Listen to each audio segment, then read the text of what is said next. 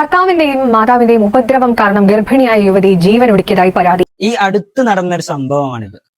ആ സ്ത്രീ മരണപ്പെടുന്നതിന് തൊട്ട് മുമ്പ് അവരുടെ ഉമ്മയുമായി നടത്തിയ വാട്സപ്പ് ചാറ്റ് നമ്മൾ എല്ലാവരും കണ്ടതാണ്. ശരിക്കും ഒരു കുടുംബത്തിൽ എന്താണ് പ്രശ്നം? എവിടെ നിന്നാണ് ഇതിന്റെയൊക്കെ തുടക്കം? ഒരു വ്യക്തി ഒരു സ്ത്രീയെ കല്യാണം കഴിക്കുകയാണെങ്കിൽ ആ സ്ത്രീയുടെ വയസ്സ് ഏറ്റവും ചുരുങ്ങിയത് 18 19 ആയിരിക്കും.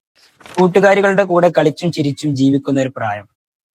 ആ പെൺകുട്ടിയുടെ അടുക്കൽ നിന്ന് എന്തെങ്കിലും ഒരു ചെറിയ തെറ്റ് സംഭവിച്ചാൽ, അറ്റ്ലീസ്റ്റ് ആ ഭർത്താവിന്റെ വീട്ടിൽ എന്തെങ്കിലും ഒരു മിസ്റ്റേക്ക് സംഭവിച്ചാൽ അതിനെ വലിയ രൂപത്തിൽ സംഭവമാക്കി കാണുന്നവരുണ്ട്. അത് കുടുംബത്തിനെ പറയിപ്പിച്ചു, അല്ലെങ്കിൽ കുടുംബത്തിന് പേരുദോഷം വരുത്തി എന്ന് പറഞ്ഞുകൊണ്ട് ഒരു ഭൂമികുലുക്കം സൃഷ്ടിക്കുന്നവർ നമുക്കിടയിലുണ്ട്. ശരിക്കും അതിൻ്റെയൊക്കെ ആവശ്യമുണ്ടോ? ചിലപ്പോൾ ആ വീട്ടിൽ തന്നെ 18 19 വയസ്സുള്ള ഭർത്താവിന്റെ അനുജനുണ്ടാവും. ഇതിനും വലിയ മണ്ടത്തരം കാണിക്കുന്നുണ്ടാവും. പക്ഷെ അതൊരു പ്രശ്നമേ അല്ല. നേരെ മറിച്ച് ആ വീട്ടിലേക്ക് പുതുതായി കയറി വന്ന ഒരാളിൽ നിന്നാണെങ്കിൽ അത് വലിയ പ്രശ്നമായി ചിത്രീകരിക്കുന്നു.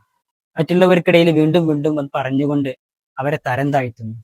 നമ്മുടെ സ്വന്തം വീട്ടിൽ നിന്ന് നമ്മുടെ സഹോദരി മറ്റൊരു വീട്ടിലേക്ക് കല്യാണം കഴിഞ്ഞു പോയ ശേഷം അവരെ കുറിച്ചാണ് ഇതുപോലത്തെ പരാതി നമ്മൾ കേട്ടുന്നുണ്ടെങ്കിൽ എന്തായിരിക്കും നിങ്ങൾ പ്രതികരിക്കുക? അവൾ കൊച്ചുകുട്ടിയല്ലേ, അവൾ പഠിച്ചു വരുന്നതല്ലേ ഉള്ളൂ, ഇതല്ലേ പ്രതികരിക്കുക? അതുപോലെ ഇതും കണ്ടാൽ പോരെ?